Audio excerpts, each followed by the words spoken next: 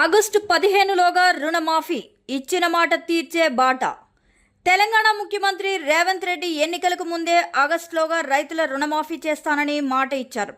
ఇప్పుడే దానిపై కార్యాచరణ ప్రారంభించారు. రుణమాఫీకి సంబంధించి విధి విధానాలు రూపొందించాలని ముఖ్యమంత్రి రేవంత్ రెడ్డి అధికారులకు సూచించారు.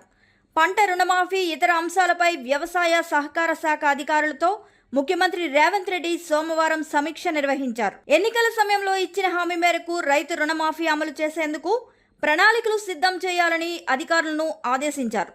2 లక్షల రూపాయల వరకు రుణాలు ఉన్న రైతుల జాబితాలను సిద్ధం చేయాలన్నారు. పూర్తి స్థాయిలో బ్యాంకర్ల నుంచి రైతుల వివరాలు సేకరించి అర్హులను గుర్తించాలని తెలిపారు. కట్ ఆఫ్ డేట్ విషయంలో సమస్యలు తలెత్తకుండా జాగ్రత్తలు తీసుకోవాలని సీఎం అధికారులకు సూచించారు. కేవలం బ్యాంకుల నుంచే కాకుండా PACS నుంచి పంట రుణాలు తీసుకున్న రైతుల వివరాలను అందుబాటులో ఉండేలా చూడాలని తెలిపారు. 2 లక్షల రూపాయలు రైతు రుణమాఫీ చేసేందుకు పూర్తి స్థాయి వివరాలతో పాటు అవసరమైన అంచనా వ్యయాన్ని రూపొందించాలని అధికారులకు సూచించారు. రుణమాఫీకి సంబంధించి విధి విధానాలను రూపొందించి స్పష్టమైన ప్రణాళికతో ముందుకు రావాలని ముఖ్యమంత్రి అధికారులను ఆదేశించడం జరిగింది. ఎట్టి పరిస్థితుల్లో ఆగస్టు 15లోగా పంట రుణమాఫీ చేసి తీరాలని ముఖ్యమంత్రి అధికారులకు తేల్చి చెప్పారు.